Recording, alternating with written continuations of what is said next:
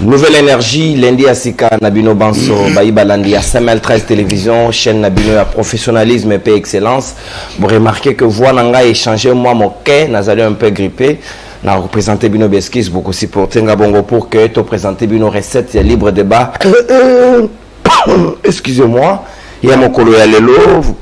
Et Sengeli Tosimba était na breaking news na biso ya tongo alelo Jean-Florent Ibenge l'ancien sélectionneur ya Léopard a outu ko décliner offre ya Fekofa à Boyi à lobi à Kokiko ya lisusu kokotier équipe nationale ya RDCT pour raison ya mauvaise gestion na donc façon Fekofa ko sala makambu ya ko sepela nangote a lobi lo lenge na ya Kokiko ya kozonga lisusu te parce que dans un manque ya sérieux total wanande ezali maloba Jean-Florent Ibenge na tongo ya lelo mama na dikamoto ko beta di solo lelo na libre débat ezali mayo etaleli mes topé omeli ya Pape François ou atenaki mokolo ya lobi dimanche en faveur ya communauté congolaise ou vivre na Vatican a lobi pona ba congolais sengeli ba bannir discours ya haine contre ba rwandais et puis a outu ko dénoncer natina la communauté internationale éthique à ko exploiter République démocratique du Congo de manière illégale surtout na mayo etaleli ba richesse na ye ya sous-sol mama na likambo ya mibale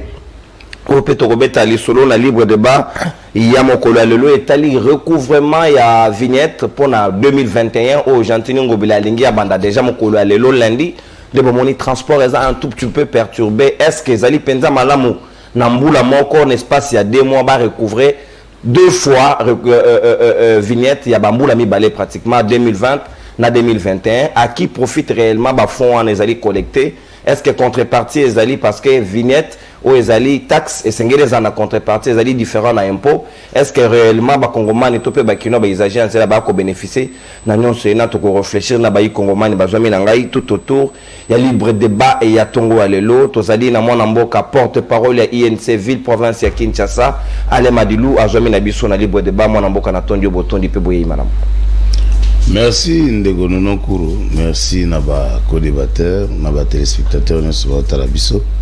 Napé Simbote na Monsieur Google, moteur de recherche, l'honorable Vital Kamere. Na Maman Mwangaza, napé si Général 5 étoiles Billy Kambale Mbote. Napé si le président de la République Félix Antoine Tshisekedi Mbote Mingi. Et ba Congolais Nyonso Bazo Talabiso, na soutien FARDC en union de prière et de force pour longa. RDC Vital Kamere toujours combattu Godem pour autobeta et bord na messe na era culte na pratiquement église ya lobi ba miyibi ba selité ba robima bima na bolo na ebité so yé pas la compter na lo wana. Non, au moni déjà Godem Poi le pasteur il faut à ça l'effort ya convertir ba voisine na c'est-à-dire azana ba voisine ya ba na ba chel na expression qui non azana ba bien ba chel. Déjà quand un pasteur ozo ko convertir ba voisine na yote pour ba koma ko sambela soit chez eux et il faut la décision soit ya ko longwa place wana po eza ba incapacité à organiser ba amte alors ko organiser ba amte c'est-à-dire voisinage déjà zo ko changer té par rapport à côté na yo et je pense que yé nzambe azara penza place à bato bazo ko gagner ba amte musala nzambe za fo gagner ba am ce passage au gagner ba amte déjà à niveau wana je pense qu'il fallait changer adresse église donc ba déclaration les ba déclaration au passage ko ça na cherté tout le monde même na basango ezaka soki bazo lobela messe ya moto akufi partie officielle ezaka na cher ezaka na partie faut batanga komba moto ezaka na cher te faut ba kitana se donc na cher soki passage comme un niveau au benga batu ba à traiter batu de bande de voleurs biso est-ce que biso to bazoba na bino ça dit to longwe siko na matea to komi na peut-être je sais pas ba intérêt politique or logiquement ils avaient na cher il fallait normalement à banda côté à ba voisine na ba se convertir nan ba côté en église nene to kondima ke bon pasteur Fouane vraiment Yamala. Merci beaucoup Alain Madilou. Tozali pe na mwana mboka Patrick Sahel ou azali analyste indépendant. Mwana mboka na Tondi Botondi pe boyi mana mona libre débat. Patrick Sahel. Merci beaucoup pour l'invitation. Et comme bon mon message na biso, c'est un culte. Tous les lundis. Tous les lundis to ebi ke tozaka na programme na biso amateur boye tozwaka o ya biso pe to pesaka na bato bazana ndako. Ben voilà, je vais profiter aujourd'hui na CPL pour na moni d'abord na pesimbo na ba co-débatteur na ngai na moni bato à Union Sacrée bazan en face na ngai. Je vais réitérer mes condoléances na famille à Juge Nyangi. Juge Nyangi et Sika Zali apé manakimia na réitérer ba condoléances famille na Libota Mobimba. Nzambe apé Sabino Kimia au République démocratique du Congo to koki kopé Sabino te.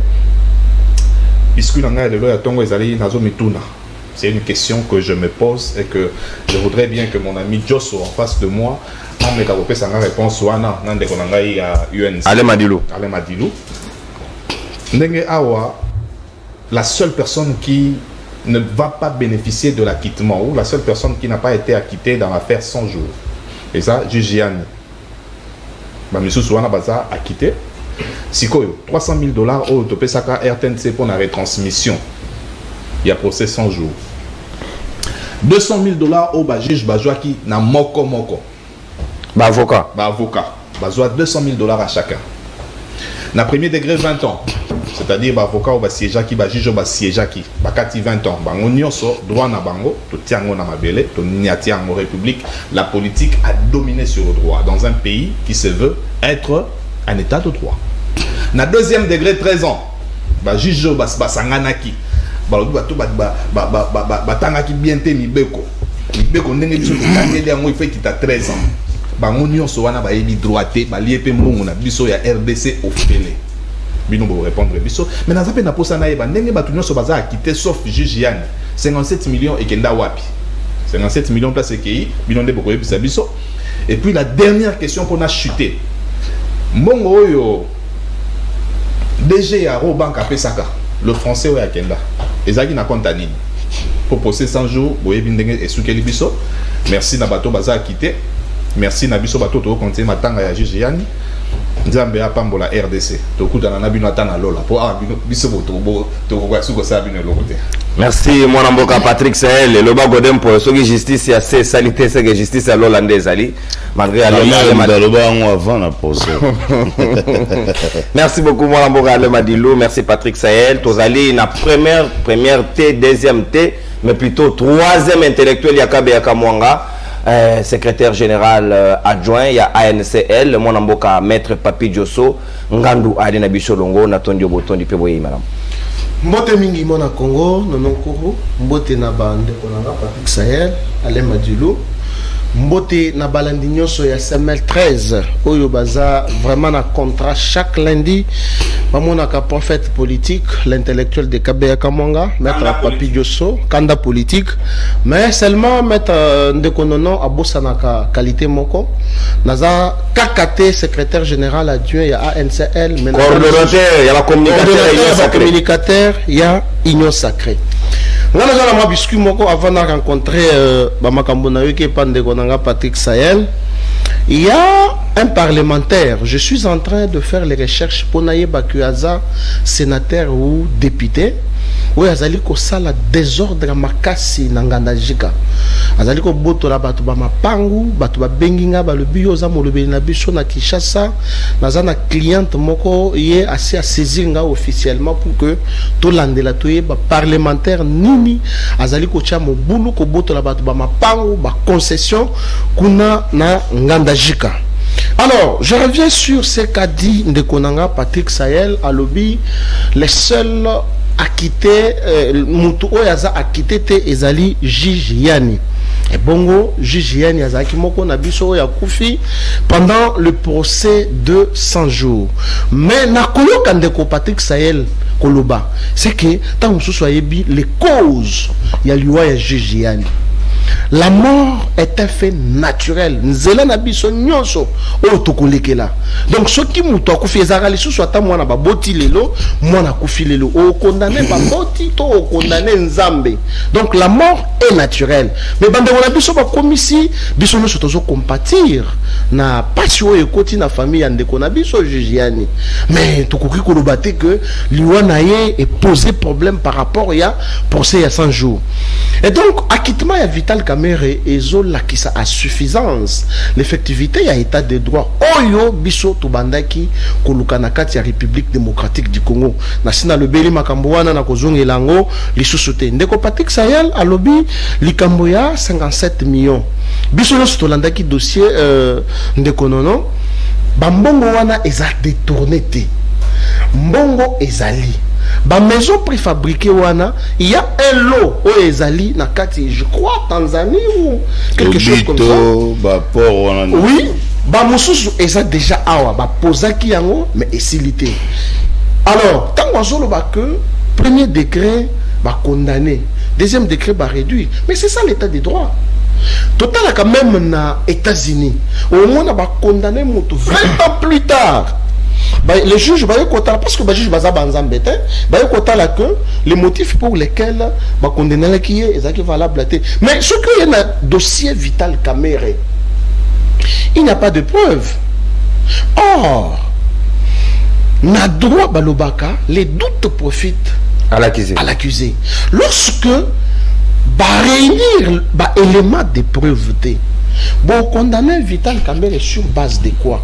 Parce que Vital Kamerhe avait la possibilité, il y a quoi interjeter appel, c'est qu'il y a un droit légal prévu par la Constitution, tant qu'on a premier degré, et que condamner yo.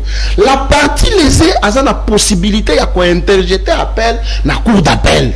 Mais ce qui s'y compte comme une cour d'appel et que cour d'appel à rendre appel décision la partie lésée a toujours la possibilité il y a quoi interjeter appel la cour de cassation. C'est ce qui fut fait dans le dossier Vital Kamerhe. Donc tout le côté tout comme ça dossier il y a Vital Kamerhe et le là je ne sais pas moi quoi. Merci. Mais ezali kola qui ça que il fallait que Félix Tshisekedi aille en pouvoir pour que tout vivre le réel état des droits. Merci beaucoup. Ezalape constat ya bayi Kongomani Mwanamboka. Maître Papi Diosso, le coordonnateur des communicateurs de l'Union Sacrée. Tokokota sika na maboko ya libre débat na biso ya tongo alelo mwana mboka ale madilu toko fungola ba hostilité na yo. Pape a été accueilli Canada mais quand même a pensé na communauté congolaise ko vivre na Vatican. Atindela ki biso pe moko ya ba secrétaire d'état ya Vatican awa ko sala messe na ngambu ya Kinshasa mais na homélie na ye Papa lobi RDC azali victime, il y a exploitation illégale, il y a puissance étrangère dans la communauté internationale. Par là, Papa Lingi ko passer message nini. Est-ce que nous sommes les Canaïs pillage à la richesse naturelle de la République démocratique du Congo, Pape a révélé quelque chose et c'est un baï Congoman ba kamata conscience. Merci ndeko nononkuru. Nalinga ki ndeko nanga azala na moi respect na ba mort.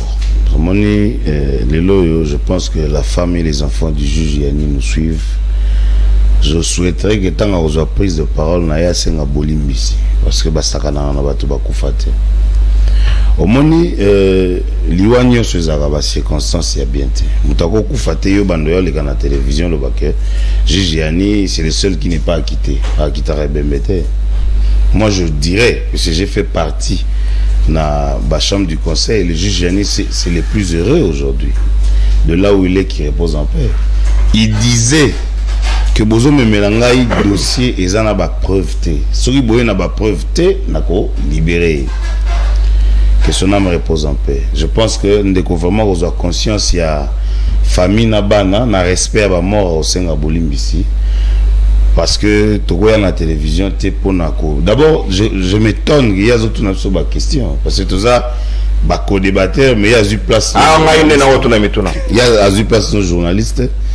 Namoni de sociologue, photo Sungaye. Je pense que Ndeko a suffisamment. Patrick Sayal a remis sociologue. Oui, mais parce que au moins, na droit pénal, la loi est de stricte interprétation. C'est comme dans la mathématique, on dit 1 plus 1 égale 2. Au pénal, on ne suppute pas. Au pénal, on ne vient pas supposer. Au pénal, on emmène ça. Il y a un principe en droit qui dit c'est à celui qui allègue les faits d'en apporter les preuves. Tu ne peux pas accuser pour accuser que quelqu'un vienne se défendre. Actori incumbit probation. Voilà. Tu connais Nachuloba. Ah ouais, il faut que montée diplomatique n'a pas comme un moins avantage parce que il faut taler la pyramide au total à tout bachaka l'icolo drapeau Angleterre et puis bâti elongia pape. Ce qui revient à dire que ce qui pape a kota magambo ya RDC, donc petit à petit ah ouais tout ça na posture ya bien to randa ki Bintou Keïta na conseil de sécurité, il a évoqué. Je pense que le pouvoir de Kagame est fragile parce que tout le monde va sortir médiatique et abandonne ça la tête. Comment comprendre? Les logos tout essentiel s'adresser à la télévision nationale na bango l'occasion du 28e anniversaire. Or azara muto azara lobate mais tant comme loba ezani muto obela na maladie longtemps lobaka tant a télémi a sengi poto ali bobi abiki bobi mana soir ba kufi.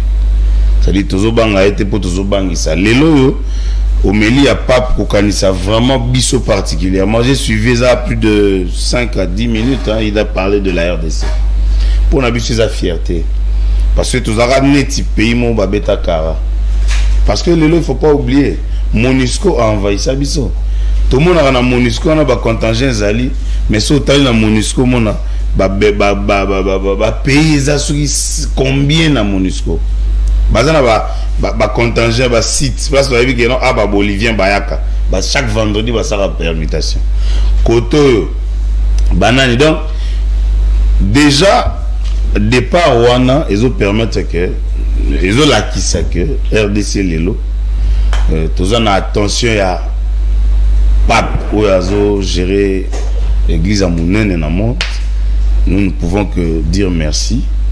Et merci à Dieu, merci à la diplomatie. Merci Ale Madilou. Dans la première prise de parole, na mayo étali thématique liée. Il y a Pape François à s'adresser à penser na bayi Congomani, Patrick Sahel. Pour nayo, ezali discours ya rachat.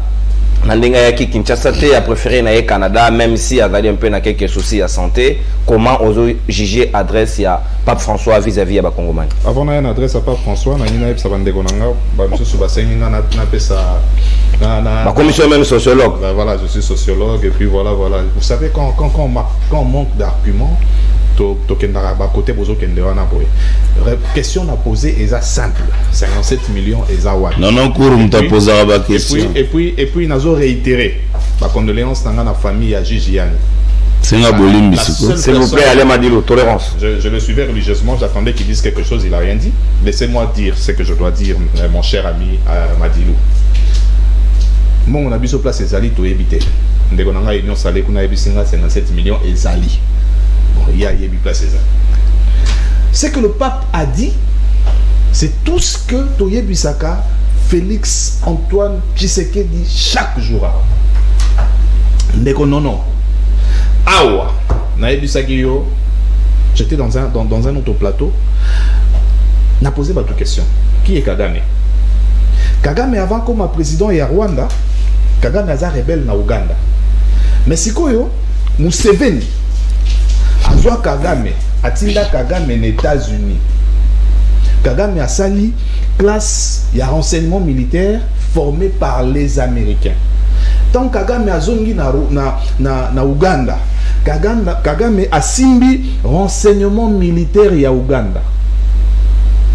Pendant beaucoup d'années avant Bill Clinton a rejoint le avion et à Biarimana.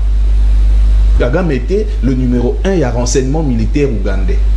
C'est-à-dire, les gens qui sont dans le renseignement militaire et à Ouganda, c'est les gens que Kagame a formés. Et lui-même, Kagame, c'est les Américains qui ont formé Kagame. Est-ce que Félix Tshisekedi Faki c'est la Carabie que Kagame c'est un pion américain? Chaque jour, tu as l'hypocrisie de la communauté internationale. Chaque jour ici, moi je venais ici, chaque jour, ce sont les Américains et les Belges.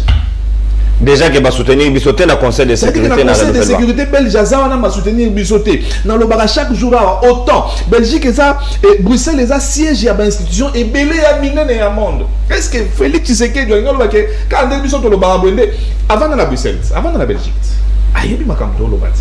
Il connaît l'histoire de ce pays. Est-ce qu'il fallait qu'un pape aya kolobango na omeli na ye pour Félix Amonango kilo biso bande connaît to lobango chaque jour là to comprendre ngo avant pape. Pape c'est quoi yo qui passe ya jewana oyo communauté internationale de ça la biso pendant que biso nde toza agressé ba on dit aussi l'embargo na biso. Biso nde toza agressé. Pendant que biso toza agressé, to lingi to sombata ba drone militaire, ba boyi ba teke biso ba drone civil. Ba joso yo to bango chaque jour na ba joso. Au commissariat na hote, oza communicateur ya union salé ya ndengeni. Donc Félix Atala rabinoté makam to lobaka. Mais makam to lobaka yango papa lobit. Si ko tango papa lobi yango, o lati ngere no yawa. Pour le pape d'ailleurs a dit, mais pas que lobango chaque jour là. Kagame c'est un pion des Américains. Kagame c'est un monstre créé par les Américains et les Belges. Ndeko nanga toke na sécurité. Ok. Est-ce qu'on dit que la sécurité à Congo, toza ba avion belé qui t'a na Congo et Kiti et Mati, biso to yebite qui kita qui peut mataki côté à forêt équatoriale na côté à est. Parce que le Congo est tellement grand que ba tour de contrôle na biso et ça na capacité à contrôler Congo mobimbate et c'est pas ça à barrelé. C'est-à-dire avion monsieur de cause de la soke zoya et comme il a parti où les a permis na est. Tour de contrôle où les a permis na makasi ya ko avion na te ba c'est passé relé na tour de contrôle moko ya Uganda ou Burundi to ya Rwanda. Mais c'est quoi? C'est trois pays que je viens de citer ici. Uganda, Burundi, Rwanda. Tellement que Congo est à monene. Na temps normal, ba avion commercial il y a un avion qui survole le territoire congolais. C'est comme un espace autour de contrôle, un mécanisme, lancer un mot, il surveiller l'avion. Mais dans le moment où vous savez combien d'avions qui sont dans l'Est, combien d'avions qui sont dans la forêt équatoriale? Oh, Monisco, en ça, il y a escorte, Bakiti, Congo, to yebite, Uganda yebi. Après qu'on partage l'information, Congo, to yebite, avion Kiti, et Tondisi minéré. Hélicoptère à Monisco et ça la bango escorte nandenge kiti nandenge mati biso to yebite. Ça c'est pour les minéraux. Et qu'est-ce qui ne peut pas arriver natango à côté la biso batu mabe arabo. Est-ce que bino vraiment boyebi ke mboka en sécurité na mweza eza polele tina niveau wana les gens que Kagame a formés na sécurité na renseignement na Uganda bango nde biso na bango to partager ba renseignement na mutualisation des forces to banda ko lo ba makambo banda kalati. Si papa est le bango kuna. Si j'espère que Nene Fachi, na ba papi Josso, na ba Ale Madilou, ba yoga raga ba mindele parce qu'ils sont encore sous l'emprise de la colonisation. Au moins aujourd'hui, vous allez écouter quelqu'un qui a la peau blanche. Pour biso ba ndengolomna ba tumundu to bango chaque jour na binoir. Merci.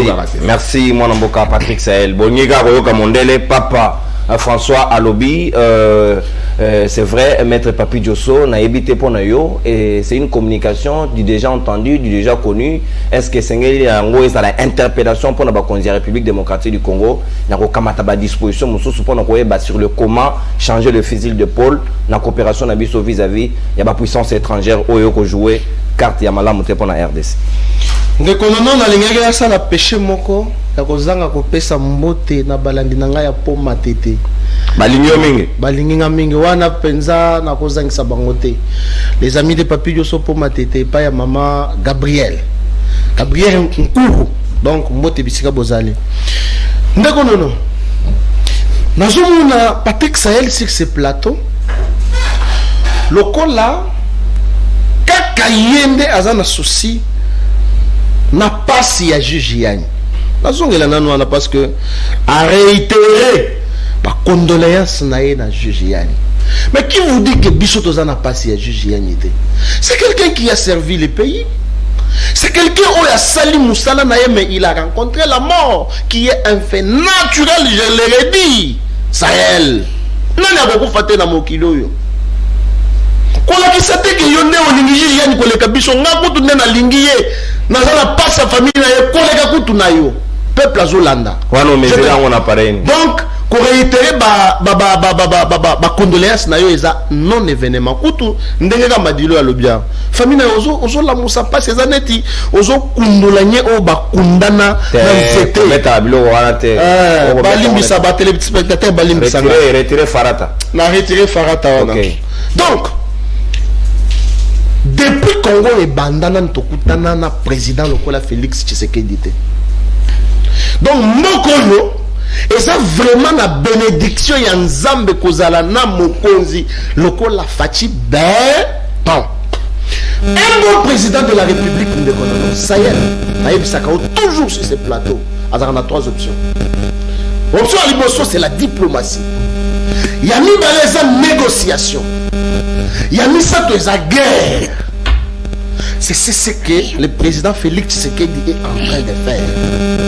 Le président Félix Azo Salanine, un adage latin, quand la politique est colobanine, Bawa ya kuba kuba, ujanji kupe yankwaji. Cela veut dire quoi? Tango kokende pa bakuba. Maître wana chuluba. Na latin. Dans ma pays, il y a un théâtre. Je suis en train de expliquer. Je suis un enseignant. Je suis un bon enseignant. Ça a un matériel didactique. C'est-à-dire ceux qui n'ont pas Bakuba, ko bandana nukolo bata mbisité sans que bangoba la kisa ondenge balobaka. Vous comprenez? C'est-à-dire que président Félix Tshisekedi t'envoyé na pouvoir. Il fallait à ça ce qu'on appelle les larmes des crocodiles. Oui, les larmes des crocodiles, les Andéens. Hypocrisie. Hypocrisie. Pour que à déterrer Bandokinyo Sowana.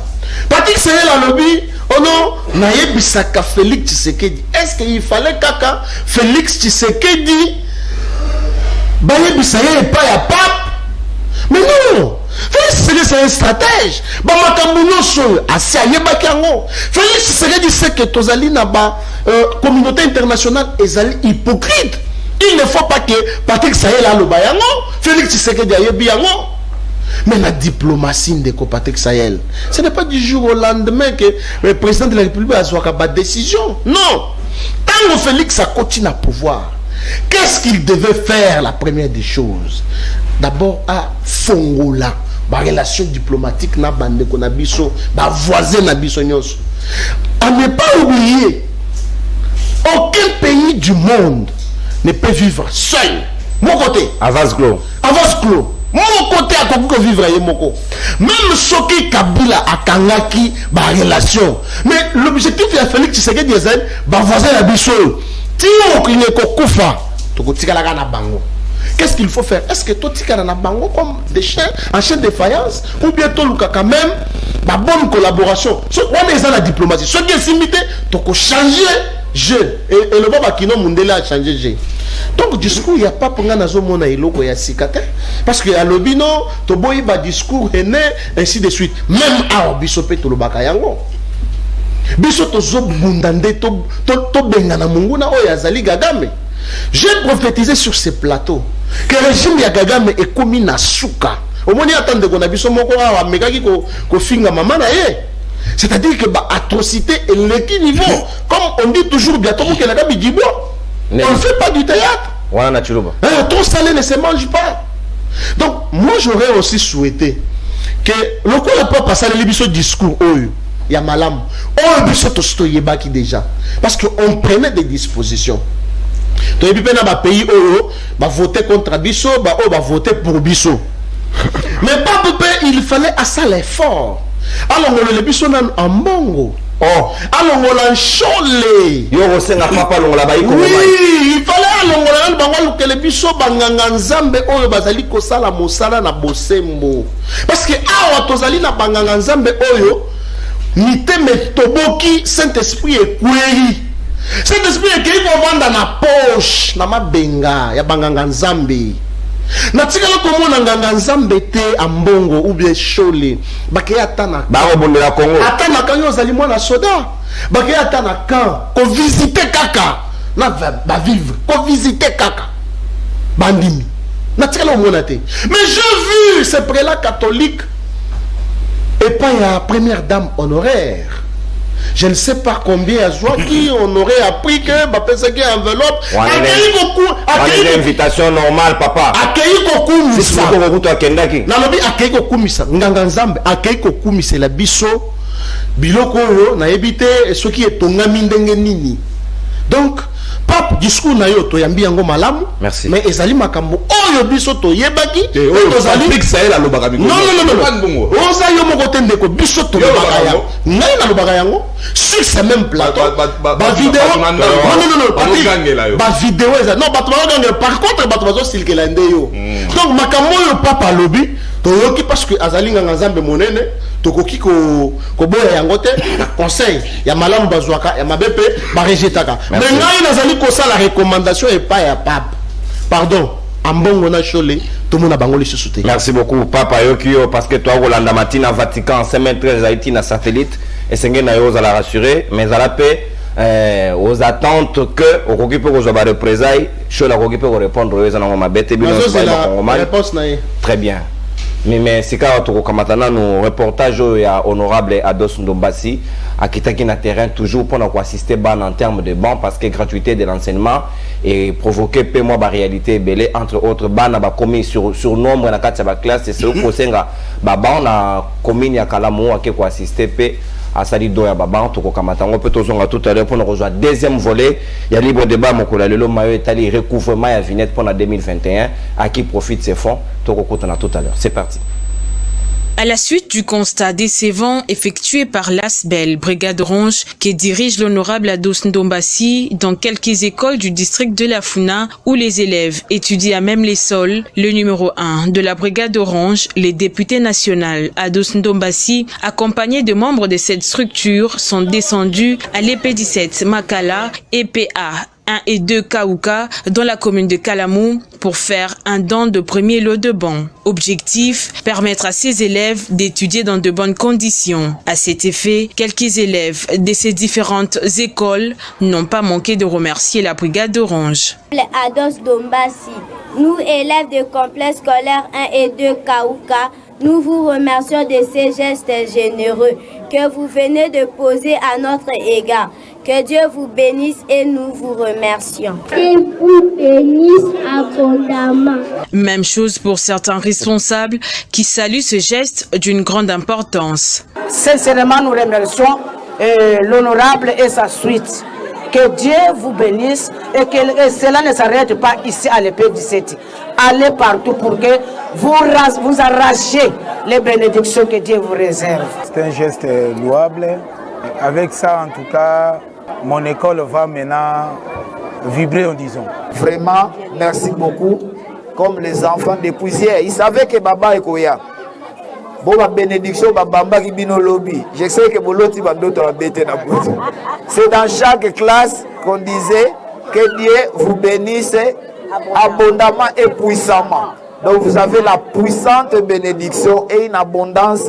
Je sais que les sources ne tariront pas. L'un des membres de cette structure, Maître Joji Bello, a précisé que cette campagne de la Brigade Orange est apolitique, conformément à ses objectifs qui visent le bien-être de la population. L'optique dans ce geste était de soutenir nos jeunes enfants, nos jeunes amis, qui suivent un cursus de formation qui fera d'eux les dirigeants de demain. Voilà pourquoi Brigade Orange, qui est une structure totalement apolitique, a décidé, en lançant justement cet appel, il y a Sombela Mwana Kelasi Ban, d'accompagner les écoles en manque de bancs et même d'autres infrastructures. Prenant la parole à son tour, le député national Ados Ndombasi a profité de l'occasion pour lancer un appel à toute personne de bonne volonté de se joindre à cette initiative pour permettre à ses enfants d'étudier dans de bonnes conditions, car la jeunesse est l'avenir de demain. Vous savez, les enfants étudient à même le sol en pleine capitale. Donc vous pouvez comprendre qu'à l'intérieur du pays, c'est encore scandaleux. Donc l'idéal vraiment, c'est de mettre les enfants congolais dans des bonnes conditions. C'est inacceptable, c'est illogique. Et c'est pour ça que la Brigade Orange a décidé de faire une campagne Sombela Mwana Kelasi Ban. Je le dis encore, nous demandons à nos frères, à nos sœurs qui nous suivent, ceux qui sont à l'extérieur du pays, ceux qui se trouvent aussi en République démocratique du Congo, dans les provinces, de soutenir cette action. L'idéal, c'est de le faire dans toutes les 24 communes, mais pourquoi pas aussi de faire aussi dans toutes les provinces de la République démocratique du Congo. Donc, il s'est dénoté que la Brigade Orange promet d'étendre cette campagne dans le Funa et sur l'ensemble du territoire national. L'idéal est de doter les écoles de bancs pour permettre la bonne marche de l'enseignement de base en RDC. Voilà, félicitations à Dos Ndombasi et Sengeli qui accompagne gratuité de l'enseignement parce que l'éducation à bas ils ont dépendre et ça penza motuya mingi makasi tokole kasika na maman na likambo na biso ya mibale ya libre débat recouvrement forcé mokolo alelo déjà transport les a dérangé dans zela simplement parce que l'hôtel de ville veut à nouveau collecter mayo etali vignette pour 2021 est-ce que na mbula moko ba koki ko jouer recouvrement il y a 2 ans durant donc ba ko appuyer Banyongo il y a 2020 na 2021 n'est-ce pas il y a 2 mois pratiquement bakino ba ko lela babilo lengi wana ko seda ba ko sepela nango mingi te yambala yo Patrick Sahel parce que yo za ina dossier mingi pendant na mayo etali l'hôtel de ville est-ce que vous allez fier na oyo ko leka na mayo etali vignette na Kinshasa zéro troupé mabulu facilité à quoi réellement bon ya vignette ko servir. C'est la phrase là que j'attendais. À qui profitent les fonds au Robaki à mon bandé. Mais avant na yawana Josso 1 diplomatie 2 négociation T sanctions 3 guerre. Vous changer. Ah bon oli. Vous changer pour boza rotengama. 1 comment attendre zoloba 1 diplomatie 2 sanctions aussi to komaka na sanctions to suspendre toute relation entre Bissona Barwande 3 guerre. Roki non, il y a mis ça tout le comité. À qui profitent les fonds? Argentine Mobilade. Mais Argentine a mis 2 semaines na balabala pour la vignette.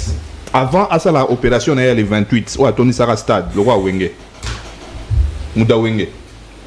Tant que beta concerne na Wenge, 2 semaines batu na balabala, opération vignette, na opération contrôle technique. Tant bon coquille. Après ça, 10 000 francs à chacun. Na bateau bakende ko tondi sa stade des martyrs. Avant les 28. Les 28, on a besoin de 10 000 francs. D'ailleurs. Tant que koki, opération et Katani. Si vous avez soda, on peut à côté de parce que lui, il nous a dit que Mongo ya vignette et qu'il n'a pas compte Mongo et Vandi na compte ya gouvernorat. Mais comment il s'est fait que mon wana vignette 900 millions et monana nanda kuna ye kuna ya gouvernorat ba policier peut ba se servir tilelo IGF ayokate c'est-à-dire que d'ailleurs ici je profite non ben ça peut bino ba dekonanga UNC na ba dekonanga union sacrée na ba journaliste toujours préparer conférence de presse ça je vais étaler Gentini Ngobila et monsieur de l'IGF Jules Alingueti. J'ai des dossiers de documents. Karamingite, pour le Belango na TV. Ndekonangai, ba fond nyonso depuis que Gentini Ngobila na gouvernorat. Aza na tête ya ville province ya Kinshasa. Mon nyonso ekotaka. Nazolo ba oboyeke ville province ya Kinshasa en termes de recettes et l'équipe katanga na yakala. En termes de recettes. Et tout cet argent là et kendaka na poche ya Gentini Ngobila. Nazo na dossier na onde konanga na poser question mo na poser binote na poser Gentini ndako. Ba maman o bazali ko kolone na biso nunda na limité. Avant bolongo la bango, ba ko yebisa ba maman boye. Balobi tellement que mi toukelega awa chaque matin midi soir, l'air est pollué. C'est-à-dire maman, moi bote que la bolo na ndunda wa ezate poso ke boloni ndunda. Batu baye baso mindunda na bino ndunda wane ko pesa bango malade na ndako. Raison balongo la ba maman na à cause ya pollution ya mupepe pour na mi toukelega chaque jour. Mais tant que balongo li ba maman, baye ko tia bana et pas Gentini. Gentini a bana et bandeleza qui parco batie wana boye ezapona compte ya gouvernorat. Il y a ville province à Kinshasa. Et aujourd'hui on comprend que mon monyo sur le bandaro bimana par wana eza na poche ya Gentini. Makambo esala makana kombo ya gouvernement. Il faut toyeba appel d'offre salamaki wapi. Il faut toyeba entreprise nini ezo sala makambo eza na limité place wana.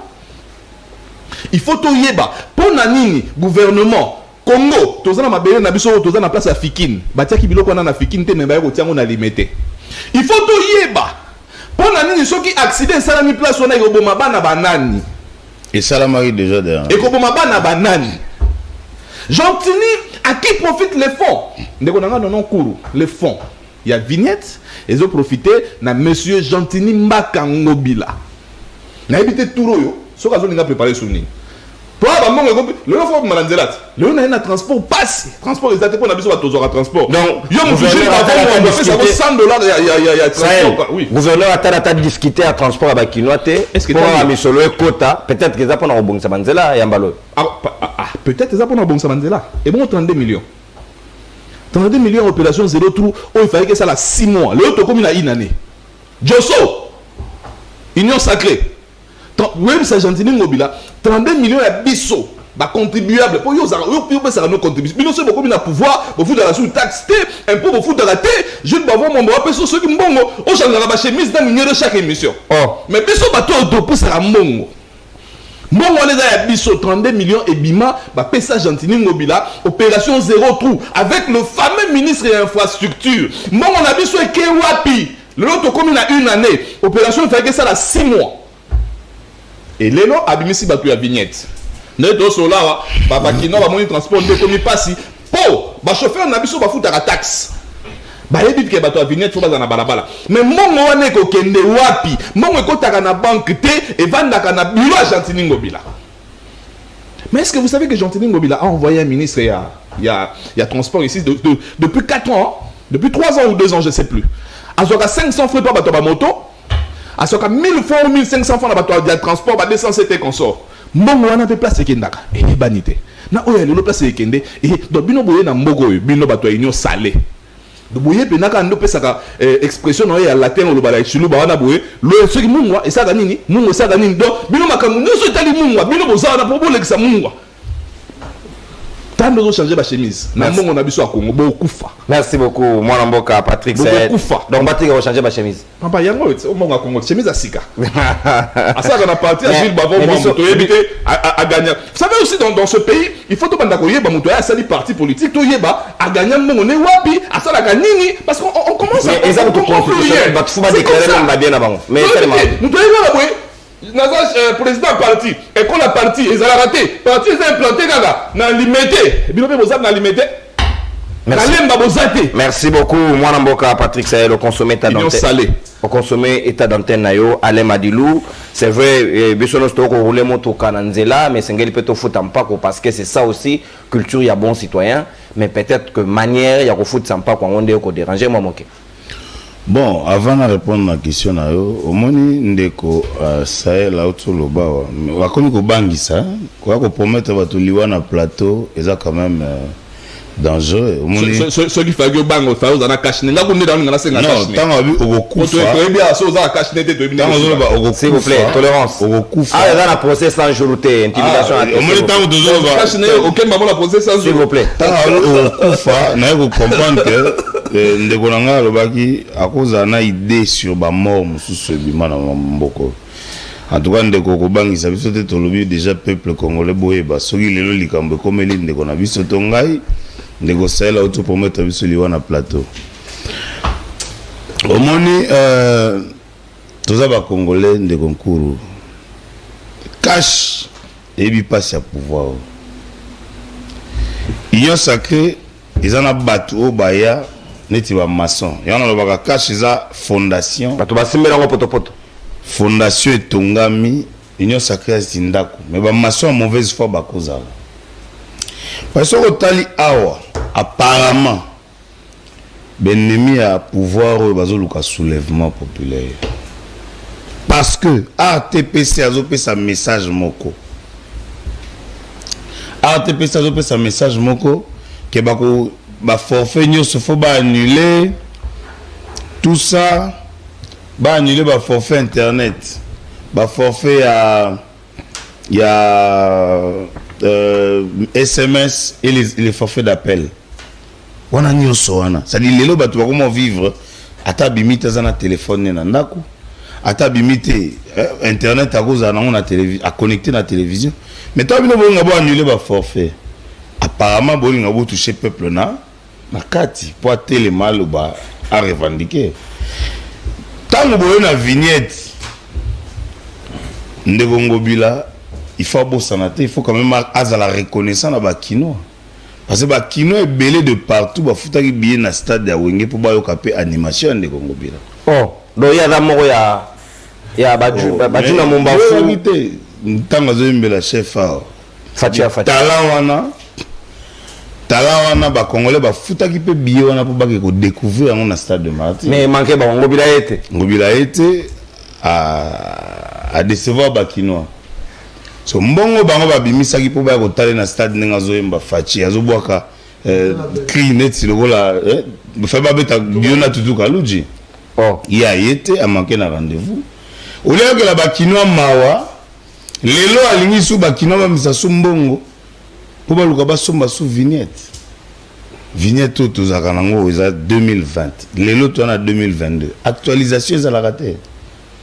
Mbongo ngo za la parce que en fait, na économiste c'était mais na ebi ndenge ni ba économiste wa luka olia la.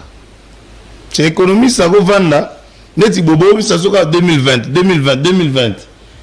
Bana 2020 ba collecta ka ba vignette wana. Ti lelo 2022 za ka sota la ngana nango 2020. Bon, secret zani na kati yango ndeko wa place na CP les azo comprendre que binemi ya pouvoir ya cash eza entre autres ba gouverneur na ba pratique oyo parce que les lois sont transport les amabé. Nous sommes en concourir na bilan na bino na 2023. C'est pourquoi j'ai dit les ana ba biloko oyo na lo banoki ba maçon muso ko za la sali brique na zelo belé. Kwa tonganda ko za union sacrée.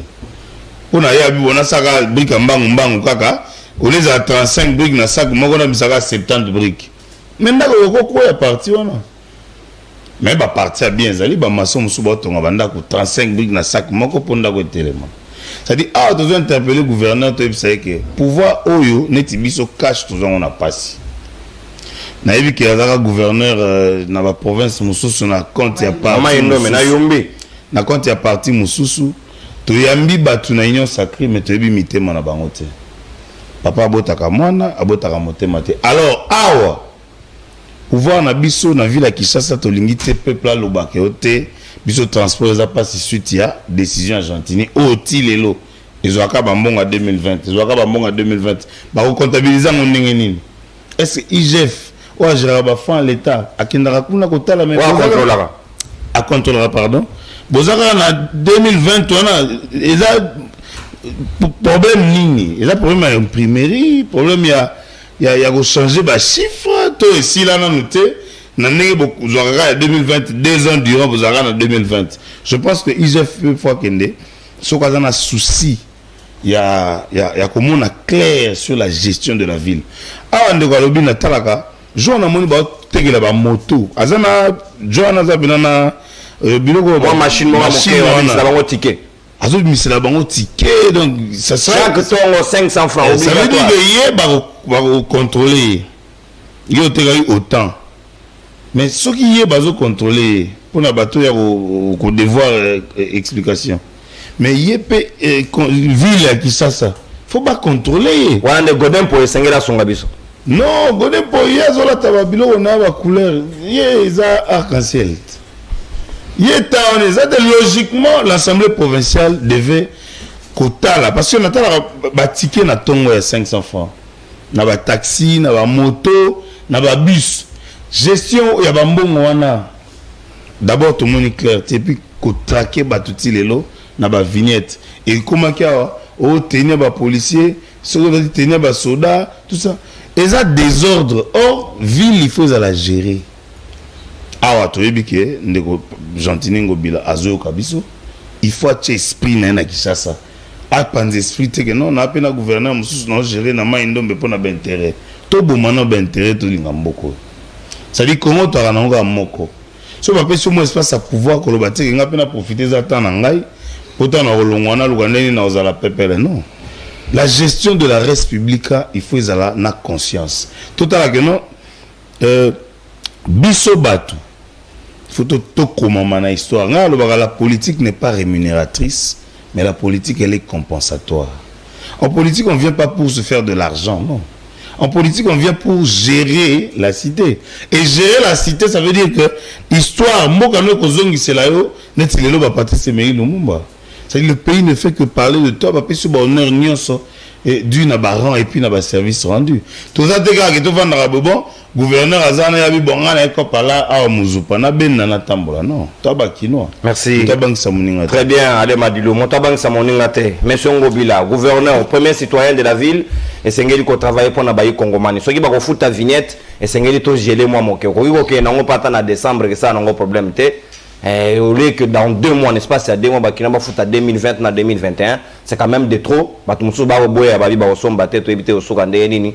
Mon mboka Papi Diosso, est-ce que yo pose aina makanisi que to koki ko revoir, to repousser pe même si les ali taxes c'est vrai sengeli ba kino ba foutu yango mais to koki ko pousser yango pe moi moke le temps ba conducteur ba ko lela babi ba na lo meate ba ko coincer bango makasi sengeli ba tikela bango mangonga. Ozali David Toté. Dépendons Naza au cadre d'un regroupement politique FPI, Force politique et sociale alliée à l'IDP. Na Laurent Batoumona. Oui, quand même pas Laurent Batoumona, on a Pessimboté. Le péché onga Papi Diosso na sala ou na salaka. Ils ont la vérité. Sautali na régime passé. Ils ont qui bazoloba alléluia amen. Tout le monde est soumis. Na maloba ya autorité morale. Mais la politique que moi, Papi Diosso, j'ai amenée dans l'union sacrée, c'est que ce qui aux y a l'union sacrée et que au quotidien la vision y a chef de l'État, le peuple d'abord, l'État des droits, au kokutanana coordonnateur y a communicateur, y a l'union sacrée, maître Papi Diosso nanzela na yo.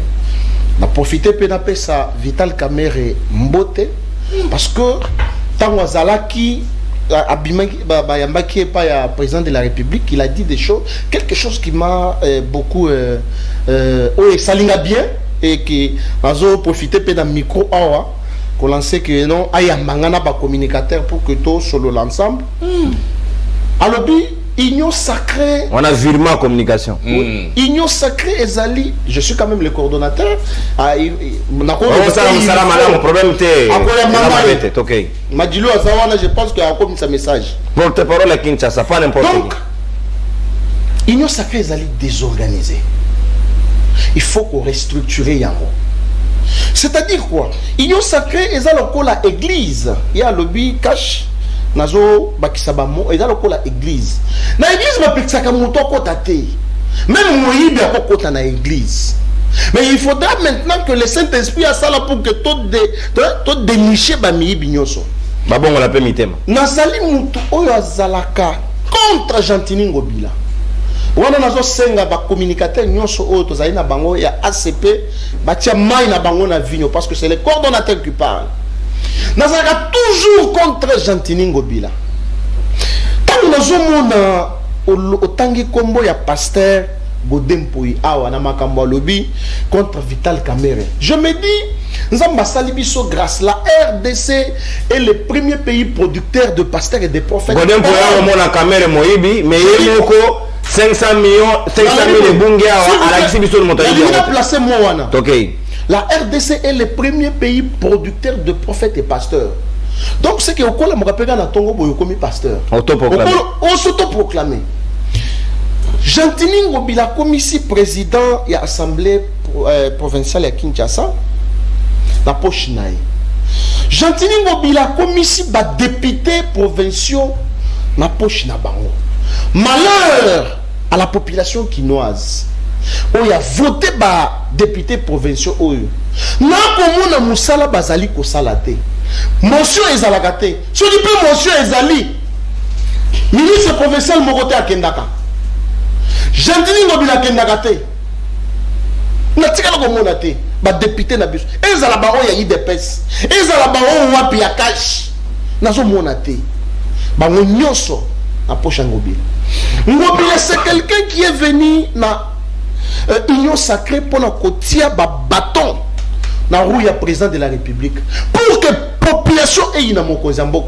Là je suis d'avis dans de konanga Patrick Sahel parce que yebi que nazalaka hypocrite et que on a union sacrée au salima il faut na dénicher yango na lobela yango lelo likambo ya zando Est-ce qu'on dit que Chantini Ngobila Zali ko bungisa électorat ya président de la République? Ba commissionnaire, ba en 2023 ba horizon wa 0. Na nyoso ba lesa kama bota na bango na zando. Le loto kende soki 3 ans ou 2 ans. Oh zando ezali fermé, aucune suite. Toyebi place appel d'offres salamate, toyebi société ni gagné marché te, toyebi te. Chantini Ngobila Sali sortie officielle il y a parti naïe, agence congolaise de presse. Oh. Mais qu'est-ce qu'il y a noté? Donc, après Toyoki de 500 000 bungi, Wananga Toyoki, il fallait à Yambanga pour expliquer en tant que communicateur, coordonnateur, mais comment se fait-il que 500 et bunga kaka, juste après manifestation, il y a sortie officielle? Nakosenga honorable Peter Kazadia Zawapi. Toyoka ke akotisa motion pour que toyeba mongo wana ekenda wapi. Toyoka pe ke IGF ekenda kosala audit kuna. Rapport ekenda na mallette. Rapport eza wapi. Ngobila est devenu incontrôlable. Akosala ndenge nyonso alingi. Ayeko kotisa président de la République na projet ya Kinshasa salté. Bopeto. Le loto papa. Ce que tu as assistant dans la koyebisa yo. Tozo ya na nzela awa nazo mituna. Mais Kinshasa bopeto ezalaka wapi? Et ça tende konono. Population bazo souffrir. Ba mona mokonzi ya mboka mabe likolo ya tata oyo. Tata onani? Tata Ngobila Mbaka. Bato babosani Yumbi, bato, il y a des morts à Yumbi. Jusqu'à maintenant, tu es responsable à Zanani à mort wana na Yumbi parce que Azara gouverneur Kona. Naïna Lobaka. Merci. Mieux vaut vivre avec le coronavirus na Kinshasa awa que vivre na Koulout na Ngobila loko la gouverneur. Merci beaucoup. S'il vous plaît. À qui profitent les fonds? Oui, la vignette. 30 secondes, s'il vous plaît. Aujourd'hui, la société à l'État, SNEL Régie des eaux. Au moment de ton an, août, mais bazo ya compé ce bilan facture il y a avril. Na compé le système. Ah, na compé le système on a été. Pour vous la facture il y a août, il faut poser là janvier 2023. Aujourd'hui, la psycho recouvrement forcé il y a vignette OU. Réponse moi qu'on a Patrick Sahel. À qui profite? Oh, on a mon soto et que un bon taxe de tongaka mboka. Tout ça na projet à zéro tour non. Mais tant que qui t'a ça au moins la bateau et ça partout. Santé et ça partout. Et puis bah initier système ya qu'on fout à nino bateau moto bazo futa parking.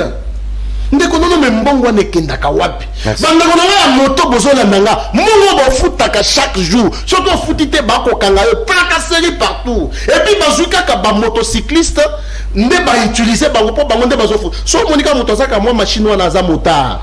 Parce que bon mona ki ke ba agent oya hôtel de ville ba pesa ki ba koma ki ko bundana ba to moto désordre des agito. C'est comme ça qu'on a utilisé ministre provincial à transport. Il a utilisé seulement le motard parce que bango ba yebani. Mongo wana chaque jour 500 francs et kendaka wapi. À qui profitent les fonds alloués ya ba oyo ba ninga bazo foot. O biso ba peuple congolais tozo foot taxo ya vignette. Ezo profiter na banane. Mais na bangot. Merci beaucoup Mwana Mboka Papi Josso, to consommer ta d'antenne 1 minute à chacun. Et conclusion, puis recommandation, qu'est-ce qu'il faut dire na gouverneur de la ville, le Mwana Mboka Patrick Sahel na Robandobe na yo, 1 minute na yo, recommandation puis conclusion et libre débat moko la lelo. Nazo si sango mbango avant na recommandation na kinde na réunion sacrée, avec cash pouvoir na biso tozwa na passe. Ta quand tu gagner l'élection. C'est éviter l'élection za musala. Tolérance, tokei. Bato bateka batike na balabala ana. Regarde, j'ai 45 audios, il y a Batou, il y a Nini, il y a place de Jean-Denis, ça va bien. Hôtel de ville, 45 audios, j'ai 25 vidéos. Quand on a une conférence de presse, on va étaler Chantini Ngobila et Jules Alinguetti. J'ai des documents chez moi, Oyo, dans le bango Sikote Boria, la conférence de presse. Oyo Batou, ça va foutre ça va tiquer. Ces gens-là n'ont pas de numéro matricule. Ces gens-là, na mbongo ba collecta pe pas ba moto. na ba chauffeur ba yebisa bango tant il y a côté mbongo à enregistrer il va foutre 30% ya mbongo wana na chaque mois. C'est comme ça qu'ils sont payés. Mais ok m'appelle. Quelle arnaque. Ndeko nanga joso lobi lo mo sepeli singa obi ke na sepeli makasi. Abi union sacrée za logo église. Ata moyibi akotaka. To comprendre maman. Non, mais toujours sur la bangote. Tu comprends? Et ça, le rôle de l'église, beaucoup de Sarabatunios, surtout Mibi. On a tout compris. Kinshasa, bien. La ville de Kinshasa n'est pas gérée. Parce que quand on parle de la ville de Kinshasa... on peut sa raison à Kaboun de son temps. La ville de Kinshasa est ingouvernable. Quand on parle de Kinshasa, on parle de Gentilly, on parle aussi de... Kassongo. J'ai Coco. Kassongo. J'ai Coco Koutou. Ça veut dire que... Tant qu'on a aussi ça m'a Gentilly, Norbanda j'ai Coco. Et puis que j'ai Coco, ça n'a pas garage, on va Chrysler à limiter. Vous avez place, tu connais ça où? Avant de bar, na Kingabo. Garage, j'ai na fungolo nzela ya New York Canada tiki sasa na l'action ndenge salama loba tata na loba c'est le pouvoir qui prend des gens qui ont fait la prison en Europe reconnus voleurs. Je parle pas de Gekoko, je parle du pouvoir. Très bien. Reconnu voleur, il a fait la prison, il vient ici, il devient ministre. Quelqu'un qui vient, il tue le gens à Yumi, il vient ici, il devient, je sais pas, Nagno gouverneur. Et yo, vous êtes capable de relobaki union sacrée beaucoup de sarana mibi. Car mibi t'es n'a pas assassin, n'a pas ndo. Merci Patrick Sahel. En tout cas, peuple congolais, il est temps. Ndekonangai Madilou a lobby moko ya motu ya makasi. Mais yesi quoi lobby on dirait pas bangi sabiso. Té, nous ayons compris que la paix de la RDC ne va pas se gagner dans la diplomatie. La paix de la RDC peut se gagner dans la guerre, mais une guerre populaire. Il a dit la guerre sera longue mais populaire. Parce que ceux qui sont Mikanda, américain, à cause de quoi Azanabiso, Aza allié Nabiso, mais yem tao sunga Rwandais. Yem tao pesa Rwandais Minduki. Alors il faut que le peuple se soulève à un moment. C'est-à-dire, dans le printemps arabe, les Arabes s'étaient levés. Bapesa Kimia Namboka Nabiso. Awa, ce qui est sunga, président de la République Fachi, c'est le peuple qui doit se lever. Merci beaucoup, le peuple doit se soulever. Même s'il le faut, on va se soulever. To kimisi ba Jantini Ngobila, to kimisi ba Jekoko Mulumba, to kimisi ba nani on a prison. Banani. Merci beaucoup, mon amour, Patrick Sahel. Allez, Madilou, tu as souka pratiquement et Sengeli te conclure peut-être ça la recommandation na ba conduito ye ba est-ce que Sengeli va remplacer Gentini Ngobila par Motomosusu ou Beati Kalawana Mabongo la Mutema comme Bozan église. Nga kanisaka lokwa tozui pasteur na tête assemblée provinciale qui cherche désormais gozo moi Godempoy sens mais batu bele ba oya na pouvoir pour na rolata ba msubaye ba somba ba lunettes na bango ba msuba biti na za rêver vers ça bandakala ya omoni l'honorable pacificateur à lobby il faut to meka ko sala effort ko sokola union sacrée parce que ba recommandation ezali lelo yo ville à Kinshasa il faut to renforcer nanu ba député provinciaux tout le monde a une fantaisie. Et tu as une fantaisie que le gouverneur a pu se justifier. Nanu a été pour naïe a commissi ba député provincial de hommes na Kalabaka na beta Nintendo na véranda na collectif Ngobila. C'est-à-dire bango ba ka bazui baki ba bendi baki et c'est le peuple de Kinshasa ndazo futa masumu. Lelo ndeko langa lobi ligambo zando. Est-ce que obi Kenga na assistant à la discussion, moi, si je suis mobile, il faut que je sois Moussala. Mobile a expliqué que je vivre dans Zandu. Na kozombo na Moussala te. Débat. Pour nini? Parce que parfois, bon, vous êtes belé na Kinshasa. Pour dépenser d'abord pour na bouka Zandu. Il y a eu des fonds, bah dépenser bon. Pour nini ba guerre d'intérêt. Mouto frappé sanga mivé, il y avait un peu ça te. Na zoa na bouka ka biso soto raté. Eza motema mabe. Toujours dans l'histoire de la Bible. Maman azara mokolo mwana. Alobaka natika mwana ngana mona kae. Tozata na motema wana. Keto luka to kabola mwana bo biso soto zanga parce que ngana ba intérêt na ngana on se retrouver. En tout cas ici je pense que c'est la dernière fois que tu as interpellé Gentini Ngobil en tant que gouverneur de la ville. Parce que, Negonanga Lobia, chef de l'État Lobaki Ango, la responsabilité populaire, Ezalaka. Lelo to renseignera histoire. Mboka na biso ka Kinshasa o to mona kaloka bazoba. Tozoka indépendance après match à Vita. C'est-à-dire peuple tant alobaka ke ngai na ozoma na maboko. Peuple a razoba te. Faut tala biso na bokebi nyonso. Parce que peuple qui nous a goloba bon, ras-le-bol c'est fini. Jour où la décision c'est le départ. Merci. Je pense que na bandeli yango très bien, allez Madilou, merci na concision, peu précision par Papi Diosso, yo ko conclure pe na tour na yo. Qu'est-ce qu'il faut faire à ce stade? Ba konzi est-ce que ba ko kamata conscience be ba ko sa da ki budi ndenge motuka yo tinda bango ba sa lo lenge balingeli Gentini Ngobila, qu'est-ce qu'il faut faire pour que Vinette ya tour yo esonga quand même bakino? Bon, ndeko Patrick Sahel ndeko nono kuru nazolingana oh Sahel alobi azolinga zwanga na bamo non nalobi boyi union sacrée hein oh nga nazali ko faire partenir ezali lokola église na église miyibi bakotaka bato malamu pe bakotaka mais bato nyonso bakotaka wana bayaka kotubela masumu na bango. Alors, tout le monde a une TV. C'est-à-dire, Gentini Ngobila na minute oyo. Ah, tu tubele pas pasteur. Azo tubela masumu na bango poto délivrer bango. Non, avant faut sa vignette, il retube ça. Union sacrée, président de la République a bengi saki congolais nyonso. Ne bayaki. Ozomona, siko ko tubela wana tango bazo tubela, ko délivrer bango eza ko benga na bango. Parce que tout le monde qui ozalaki na FCC, o changer théorie na moyibi na yo, zonga na FCC. Ozalaki détourné, zonga. Ozalaki boy, zonga.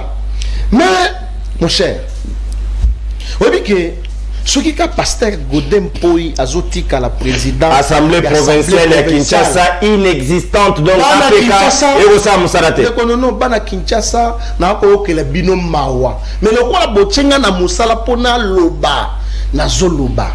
Tala ndema Djilou a lobby. Bandumba bazawa na pembe mengoy. Donc mpoi ate ya kanini puke batwa na babongo la mitema. Okomi na poche ya Ngobila. Webi nazo sukisa na mo oyo. Na parti nanga AMCL tozo militer pour na régime présidentiel. Surtout dans le régime présidentiel, on dit que le président de la République est moko akolongola Ngobila lokola lianzi. Parce que les députés provinciaux ont voté Peter Kazadi. Ozawapi, Mike Mukebayo Ozawapi. Bino de botela kabiso makele. Ozawapi bozotala zando eko kufa. Mabot les lots place nous sont dans zone lekande konono. Mais Papi Diosso mi benga ka prophète politique. Tozawapi na zando. Président Félix Tshisekedi toyembela ya ata Félix ko bossa na tête. Est-ce que papa lobaki le peuple d'abord. Mais natuna nenge Félix akendaka na zando bongo.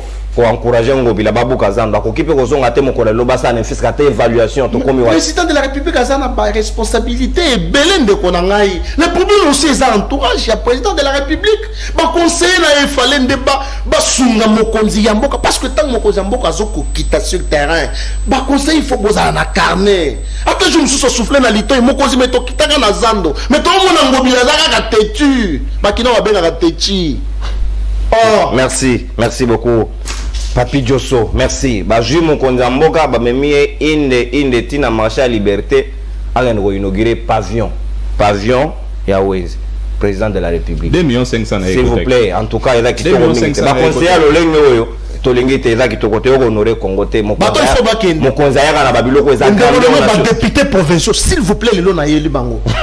Peter Kazadi Mike Mukebai Baza. Merci beaucoup. Mususu onani mwana Léon Mbalemba na Junior Mbalemba. Wapi? Mabete ile ngasa. Oyo akomi na nini oyo? Akomi na seni onani. Comment il s'appelle Azar recteur à l'université William Bout. Roger Bimola. Merci.